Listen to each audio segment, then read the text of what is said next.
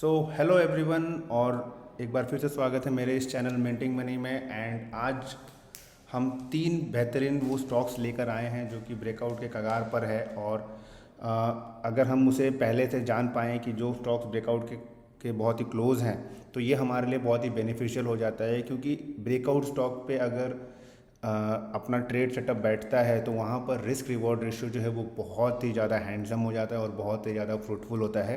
सो हम ज़्यादा टाइम ना वेस्ट करते हुए वो तीन स्टॉक्स के बारे में जानेंगे जो स्टॉक्स को अपने को रडार में रखना चाहिए कमिंग वीक और एक शॉर्ट टर्म नज़रिए से, यानी कि मंथ 2 मंथ्स के हिसाब से। एंड फिर हमें उस स्टॉक पर एक प्रॉपर एंट्री करना चाहिए एक प्रॉपर सेटअप के साथ में, और अपना एग्जिट्स जो है वो सारा का सारा पहले से डिफाइंड होना चाहिए। सो फर्स्ट स्टॉक जो हमारा ब्रेकआउट लिस्ट 1 में आ रहा है वो है कैप्लिन पॉइंट। कैप्लिन पॉइंट का आप डेली चार्ट अगर आप ये देखोगे, ये आपके सामने पे ही है। आप ये देखो कि ये स्टॉक ने क्या किया है। इस स्टॉक ने एक बहुत ही अच्छे तरीके से इसने पहले 680 के लेवल्स को बनाया, फिर वहाँ से फॉल हुआ, बहुत दिन तक कंसोलिडेशन हुआ नीचे के लेवल पे, एक रैली के बाद आया था, आज तक ये रैली के नीचे गया नहीं है। एंड फिर उसने एक यहाँ पर आप देखोगे एक छोटा सा रिजेक्शन कैंडल बनाया, एंड फिर उसके बाद फिर ये स्टॉक जो है हायर हाई हायर लो के पैटर्न के साथ में चल रहा है। एंड देन फिर यहाँ पर एक कंसोलिडेशन का आप पार्ट देख रहे हो। तो ये स्टॉक ने एक बहुत अच्छा रोल बनाया, फिर यहाँ पर इसने फ्लैग बनाया, एंड देन अब ये उस जगह पर खड़ा है जहाँ से ये स्टॉक जो है वो बहुत ही अच्छा ब्रेकआउट कर सकता है। लेवल है 800 के ऊपर अगर ये स्टॉक रह जाता है देन फिर ये स्टॉक में बहुत अच्छा रैली आएगा। और मेरे अगर एक्सपेक्टेशन के हिसाब से अगर आप बात करो तो इस स्टॉक में 640 से लेके 800 यानी कि 160 पॉइंट्स का रैली अपने को यहाँ पर एक्सपेक्टेड है। यानी कि मैं इस स्टॉक में 18 से 20% का रैली शॉर्ट टर्म पे देख रहा हूँ अगर ये स्टॉक 800 के ऊपर ट्रेड करता है तो। ये तो बात हुई डेली चार्ट्स के हिसाब से कि ये स्टॉक अच्छा है, बट अपने को एंट्री तो करना है आवरली के बेसिस के ऊपर में। एंड इसीलिए हम जब आवरली बेसिस पे चेक कर रहे होते हैं तो हमें ये देखना है कि स्टॉक का स्टॉप लॉस क्या होगा, एंट्री क्या होगा। तो अगर ये स्टॉक 800 के ऊपर ट्रेड करता है तो आवरली बेसिस पे मेरे हिसाब से स्टॉप लॉस जो है वो 750 के आसपास होना चाहिए, उससे ज़्यादा नहीं होना चाहिए। अब रीज़न 750 क्यों? क्योंकि इसी जगह से सबसे ज़्यादा वॉल्यूम के साथ स्टॉक ने ट्रेड किया है। यानी कि हम ये एज्यूम कर रहे हैं कि यहाँ पर जो बड़े इन्वेस्टर्स थे उन्होंने अपना फंड्स इन्वेस्ट ज़्यादा किया है, तो ये जो लेवल है इसके नीचे क्लोज होना स्टॉक के लिए थोड़ा मुश्किल हो सकता है। अगर हम इसी चीज़ को रेक्टिफाई मतलब इसी चीज़ को अगर हम लोग कन्फर्मेशन के लिए अगर जाएँ तो हम वॉल्यूम प्रोफाइल यूज़ करते हैं, क्योंकि वॉल्यूम प्रोफाइल जो है वो हमें ये बताती है कि स्टॉक पे सबसे ज़्यादा किस प्राइस पर उसने ट्रेड किया है। तो सब यहाँ पर हमारा ये जो पॉइंट ऑफ कंट्रोल है वो ये है 785। यानी कि अगर किसी बंदे को ट्रेड करना है फॉर अ वीक तो उसका स्टॉप लॉस सिर्फ 2% का होगा 800 के ऊपर अगर वो परचेज करता है तो। एंड देन उसे फिर वो 3%, 4%, 5%, 6% उतने के ऊपर के लिए वो उस पर एंट्री कर सकते हैं फॉर अ वीक। अगर कोई स्टॉक को पोजिशनली होल्ड करना चाहता है तो उनका स्टॉप लॉस 750 रहेगा, एंड मेरे हिसाब से उसमें 18 से 20% का गेन कैप्लिन पॉइंट पे बन सकता है। सो इंतज़ार करिएगा, स्टॉक को ट्रेड होने दीजिए अपने लेवल के ऊपर में। उसके बाद एक कैंडल के बाद में आप सेकंड कैंडल पे आप इस पर एंट्री कर सकते हो। आपका एंट्री लेवल्स, स्टॉप लॉस सब मैंने आपको बता दिया है कैप्लिन पॉइंट के केस में। नेक्स्ट स्टॉक पर जाते हैं। नेक्स्ट स्टॉक जो है वो है एप्टेक लिमिटेड। यहाँ पर देखते हैं यहाँ पर क्या सीन बना है। अगर हम पहले डेली चार्ट्स को एनालाइज करें तो डेली चार्ट्स पे आप जब देखोगे इस स्टॉक ने भी वही सेम चीज़ किया है, बहुत ही अच्छे फॉल मतलब बहुत ही अच्छे पैटर्न के साथ ये स्टॉक ट्रेड कर रहा है। यहाँ पर काफ़ी दिन कंसोलिडेशन के बाद स्टॉक ऊपर आया, फिर उसके बाद उसने एक सिमिलर लो बनाया, एंड देन फिर वो धीरे धीरे ऊपर की तरफ जा रहा है, बट कभी क्लोज नहीं हो पाया।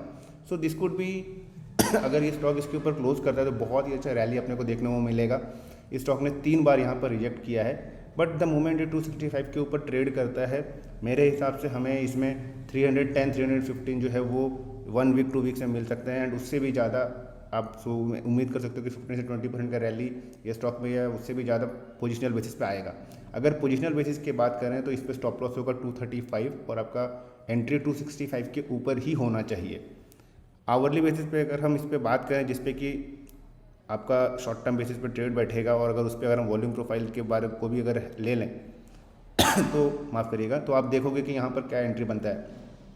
स्टॉक अगर 265 के ऊपर ट्रेड कर रहा है तो उसका स्टॉप लॉस छोटे टाइम पे 255 से ऊपर का नहीं होना चाहिए। अगेन वही चीज़ है कि स्टॉक पे जहाँ से वापस से रिवर्सल हुई वो देख रहे हैं हम लेवल, और जहाँ पर फंड हाउसेस ने पैसा लगाया है, सो वो लेवल 255 होगा और 265 के ऊपर आपको बाई करना है फॉर 310 320 वीक और 2 वीक्स के अंदर में। और अगर आप पोजिशनली होल्ड कर रहे हो, आपका स्टॉप लॉस 235 होना चाहिए। और जैसे जैसे स्टॉक ऊपर जाते जाएगा आपको अपना स्टॉप लॉस ट्रेल करना है, क्योंकि जिस मार्केट में हम अभी हैं वो मार्केट में स्टॉक्स 2x 3x 4x बहुत इजीली और बहुत ही फास्ट हो रहा है।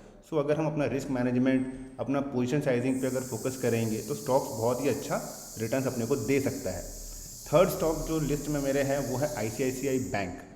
ICICI बैंक को हम देखते हैं पहले तो डेली चार्ट्स पे कि डेली चार्ट्स पर उसमें क्या बना है।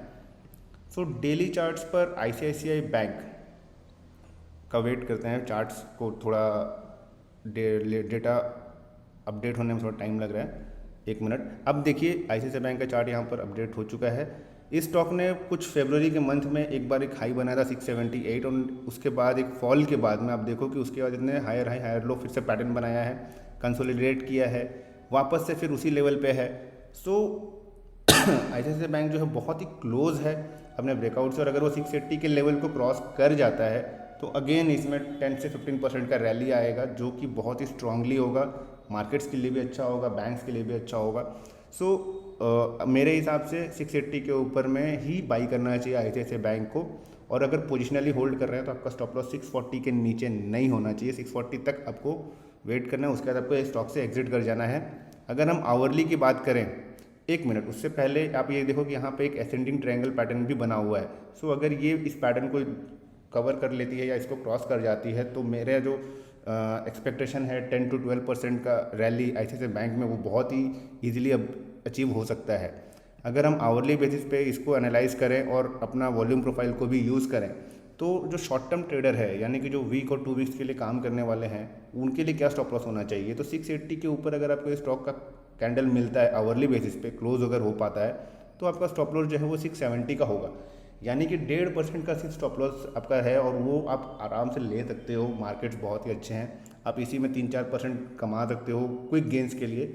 और अगर ये स्टॉक अगर 680 के लेवल के क्रॉस नहीं भी कर पाता है तो भी आपको ध्यान रखना है कि ये स्टॉक को अपने रेडार पे रखना है।